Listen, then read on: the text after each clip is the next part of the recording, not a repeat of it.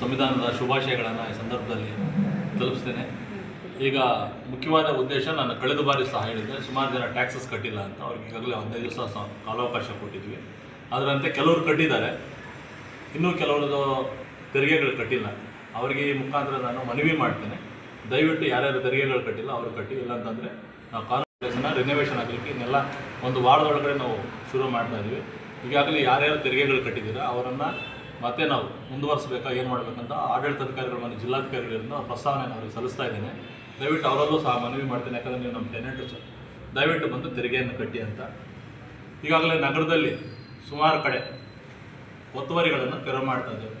ಈಗಾಗಲೇ ತಾವು ಗಮನಿಸಿರ್ಬೋದು, ನಾವೀಗಾಗಲೇ ಬೊಂಬೂರು ಬಜಾರ್ ರೋಡನ್ನು ಸಹ ನಾವೀಗ ತೆರವು ಮಾಡಿದ್ದೀವಿ. ಮೊನ್ನೆ ಗಾಂಧಿನಗರದಲ್ಲೂ ಸಹ ತೆರವು ಮಾಡಿದ್ದೀವಿ. ದಯವಿಟ್ಟು ಫುಟ್ಪಾತನ್ನು ಯಾರೂ ಆಕ್ಯುಪೈ ಮಾಡ್ಕೋಬೇಡಿ.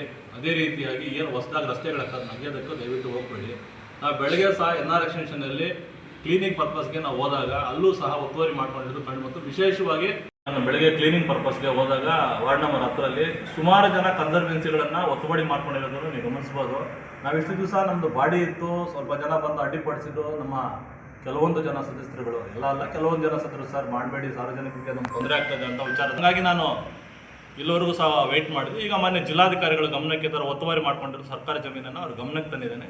ಸಾಹೇಬರು ಯಾವುದೇ ಮುಲಾಜಿಲ್ದಂಗೆ ಸರ್ಕಾರಿ ಪ್ರಾಪರ್ಟಿಗಳು ಒತ್ತುವರಿ ಮಾಡ್ಕೊಂಡಿದ್ದು ತೆರವು ಮಾಡಿ ಅಂತ ನನಗೆ ಆದೇಶ ಮಾಡಿದ್ದಾರೆ. ಅದ್ರ ಪ್ರಕಾರ ನಾನು ಈಗಾಗಲೇ ತೆರವು ಮಾಡ್ತಾ ಇದ್ದೇನೆ. ಬೆಳಗ್ಗೆ ಸಹ 10 ಅಡಿ ಏನು ಎನ್ಕ್ರೋಚ್ಮೆಂಟ್ ಮಾಡ್ಕೊಂಡಿದ್ರು ಅದನ್ನು ಈಗಾಗಲೇ ಸ್ವಲ್ಪ ತೆಗೆದು ಬಂದಿದ್ದೀವಿ. ಅಲ್ಲಿ ಮಾರ್ಕ್ ಮಾಡಿ ಅವರಿಗೆ ನಾವು ಅವಕಾಶ ಕೊಟ್ಟಿದ್ದೀವಿ, ಯಾವುದೇ ಕಾರಣಕ್ಕೂ ತೆಗಿಬೇಕಂತ. ಅವರಿಗಾಗಲೇ ನನಗೆ 2 ದಿವಸ ಕೆಲವರು, 3 ದಿವಸ ಕೆಲವರು ಟೈಮ್ ಕೇಳಿದ್ದಾರೆ. ಸೊ ಅವರಿಗೆ ಟೈಮ್ ಕೊಟ್ಟಿದ್ದೀವಿ.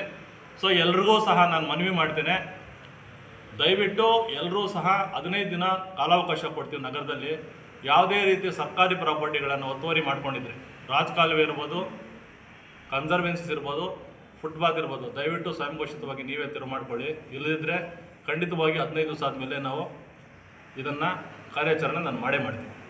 ಯಾಕೆ ನನ್ನ ಮೇಲೂ ಸಹ ಲೋಕಾಯುಕ್ತಲ್ಲಿ ಈಗಾಗಲೇ ನಮ್ಮ ಗೌರವಾನ್ವಿತ ಆಫ್ ಕೌನ್ಸಿಲರ್ ವೆಂಕಟರಮಣಪ್ಪ ಅವರು ನನ್ನ ಮೇಲೆ ದಾವೆ ಹಾಕಿದ್ದಾರೆ.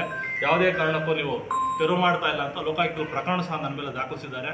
ಸೊ ಹಾಗಾಗಿ ನಾನು ಅನಿವಾರ್ಯವಾಗಿ ನಾನು ಅದನ್ನು ತೆರವು ಮಾಡಲೇಬೇಕು, ಇಲ್ಲಾಂದರೆ ನಾನು ಕಂಟೆಂಪ್ಟ್ ಎದುರಿಸಬೇಕಾಗುತ್ತೆ.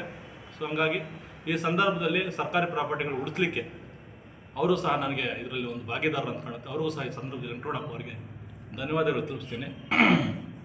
ಅದೇ ರೀತಿಯಾಗಿ ಎಲ್ಲರೂ ಸಹ ದಯವಿಟ್ಟು ಕನ್ಸರ್ವೆನ್ಸಿ ಇರ್ಬೋದು, ರಾಜಕಾಲುವೆ ಇರ್ಬೋದು, ಒತ್ತುವರಿ ಮಾಡ್ಕೊಂಡಿದ್ದನ್ನು ಕೂಡಲೇ ತೆರವು ಮಾಡಬೇಕು. ಸಾರ್ವಜನಿಕರು ಮುಕ್ತವಾಗಿರೋ ಸ್ಥಳಗಳನ್ನು ಸಾರ್ವಜನಿಕರಿಗೆ ಬಿಟ್ಕೊಡ್ಬೇಕು ಅಂತ ನಾನು ಎಲ್ಲರಲ್ಲೂ ಮನವಿ ಮಾಡ್ತೇನೆ. ವಿಶೇಷವಾಗಿ ಪ್ರಕರಣ ದಾಖಲಿಸಿದ್ದಕ್ಕೆ ಮತ್ತು ಕನ್ಸರ್ವೆನ್ಸ್ ಒತ್ತುವರಿ ತೆರವು ಮಾಡ್ತಿರೋದಕ್ಕೆ ವೆಂಕಟರಮಣಪ್ಪ ಅವ್ರಿಗೂ ಸಹ ಈ ಸಂದರ್ಭದಲ್ಲಿ ಧನ್ಯವಾದ ಅರ್ಪಿಸ್ತೇನೆ. ನಮಸ್ಕಾರ. ಸರ್, ಒಂದೇ ಬಡಾವಣೆ ಮಾಡ್ಕೊಂಡಿದ್ದಾರೋ, ಎಲ್ಲೆಲ್ಲಿ ಒತ್ತುವರಿ ಮಾಡ್ಕೊಂಡಿದ್ದಾರೋ, ರಾಜಕಾಲುವೆ ಇರ್ಬೋದು, ಕನ್ಸರ್ವೆನ್ಸ್ ಇರ್ಬೋದು, ಫುಟ್ಪಾತ್ ಇರ್ಬೋದು, ಎಲ್ಲ ಸಹ ಒತ್ತುವರಿನ ತೆರವು ಮಾಡ್ತಾರೆ.